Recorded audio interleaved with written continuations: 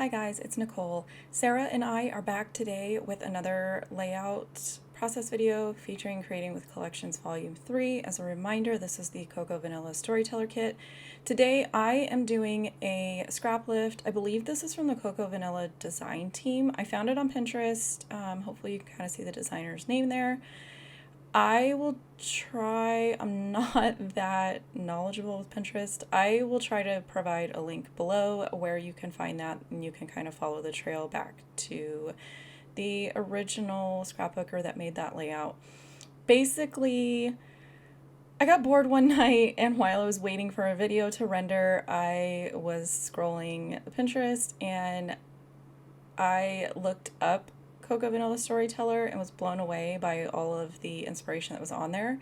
Typically when I run these challenges, I try not to do that, but in what I would consider the second half of this process is kind of when I'm a little bit more open to like outside influences, and I love a good scrap lift.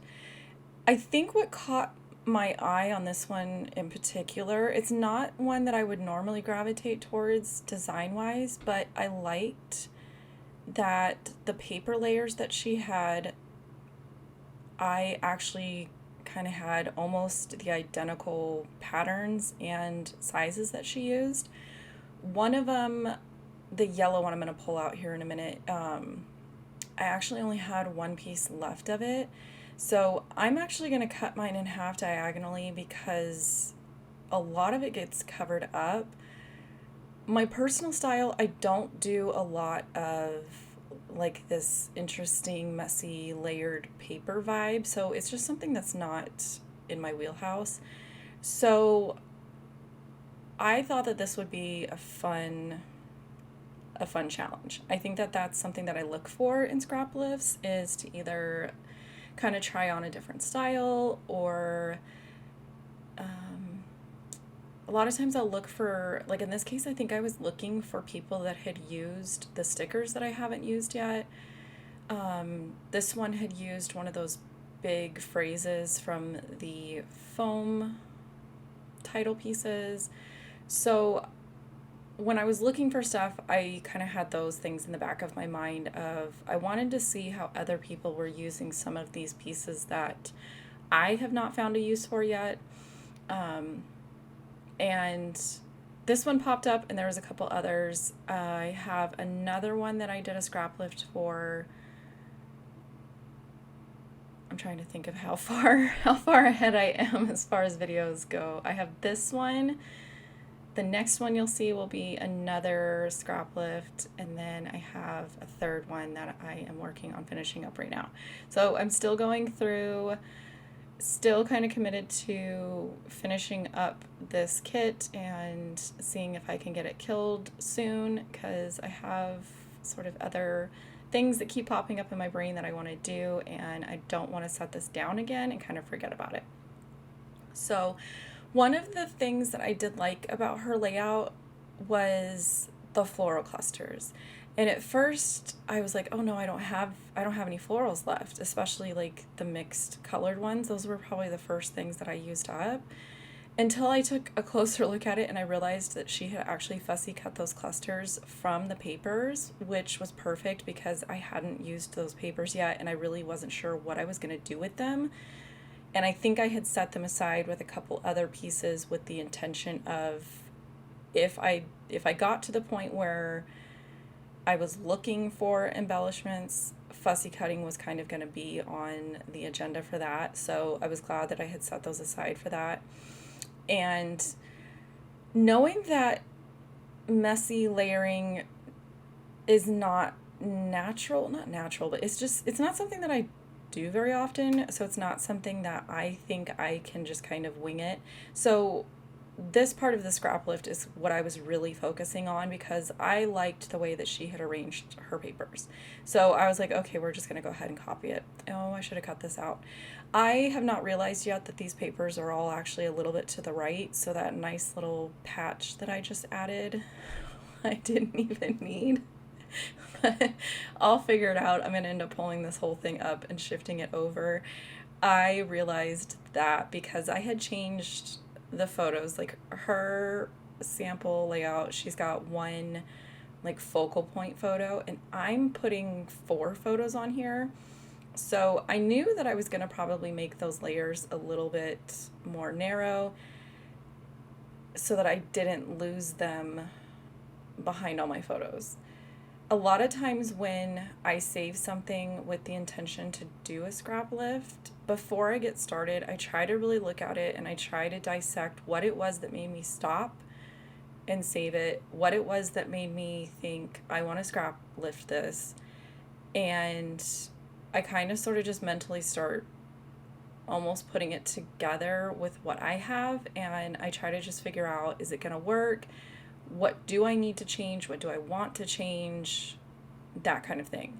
With scrap lifts, I've gone everywhere from almost 100%, not copy, but you know what I mean, scrap lift, where maybe just my photos are different, all the way down to maybe 10% where I just really liked what somebody did with their title, or I really liked the way that they did like their papers.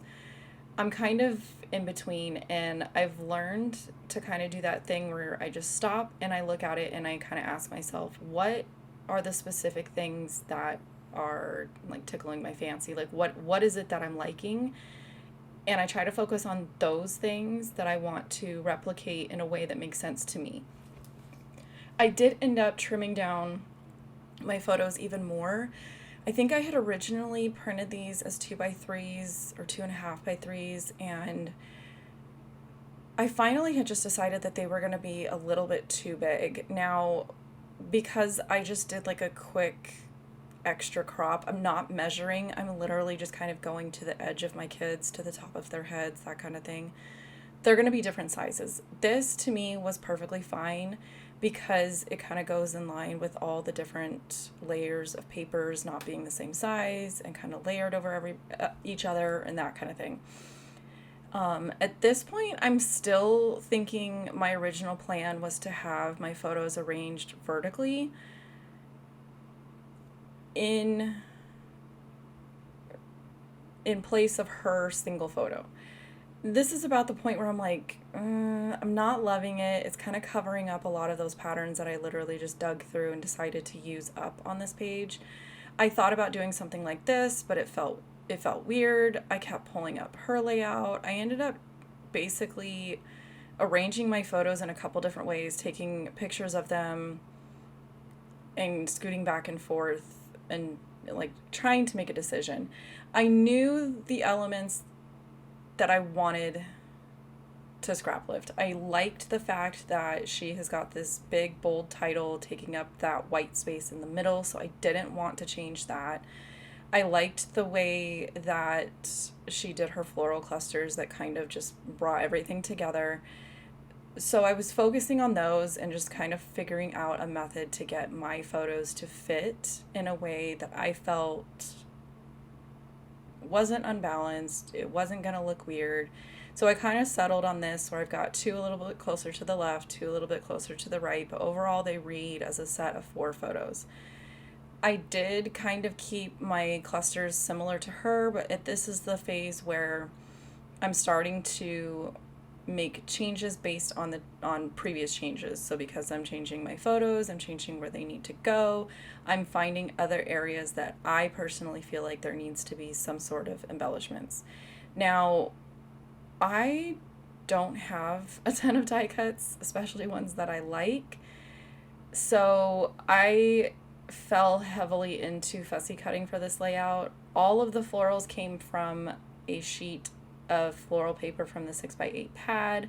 These cameras the cameras and the labels both came from a strip from a 12x12 pattern that has cut aparts on it.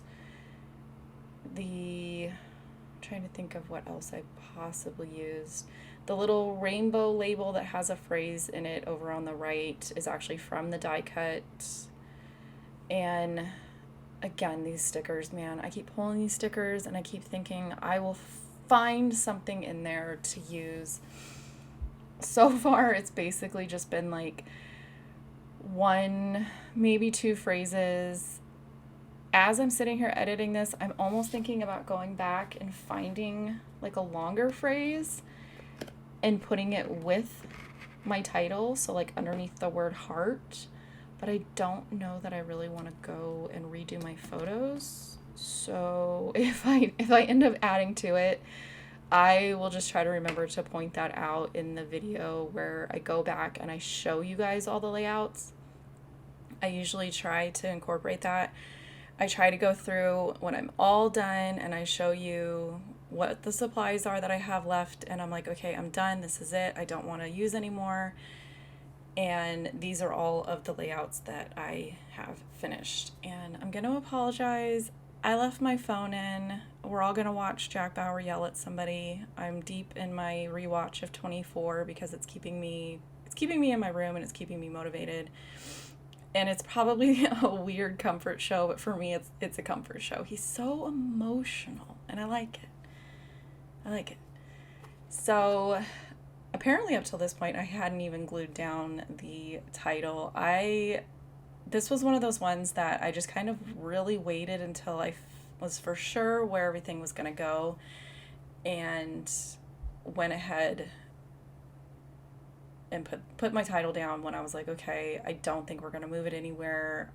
I want it where she had it in her layout because that was probably the thing that drew me to her layout the most, was that big like open white area with the title and everything.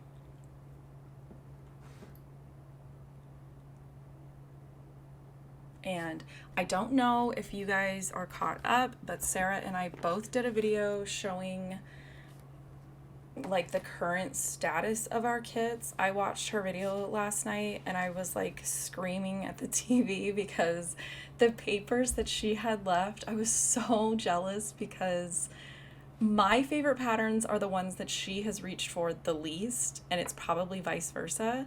She had like 6 full 12 by 12 sheets of paper, and when I filmed my video I had 3. I have a giant pile of scraps and stuff, but like I don't think she's used that rainbow stripe yet, and for some reason it's just my favorite. I think it's just my style of a pattern that features lots of colors. I'm pretty proud of myself that I did use that little tiny floral on the white background. I don't like that pattern paper. I was excited to see it in the design team layout. I think I liked it in this execution of it. I don't know, other than doing a scrap lift and sort of having somebody hold my hand, I don't think I would have picked it. I would have picked something like the wood grain or I don't know, probably anything else. And at the end of the day, I like it. I like it on this layout, so I'm glad that the original designer on the Cocoa Vanilla design team used it because, like I said, I saw her layout and I was like, thank you. Thank you. You're going to hold my hand. I'm going to go ahead and like take your layout for inspiration, and I'm going to find a way to tweak it into something that works for me. And it was like a good exercise in different styles and different techniques. And I've said this before, that's like one of my favorite things about scrap lifting is it's usually stuff that I probably wouldn't normally do on my own. And to me, it's kind of like, it's like trying a recipe. That recipe may not be something that you would eat on a normal basis, but it's fun to try it, and you might surprise yourself and actually like it. Or you might be like, you know what, that's not for me.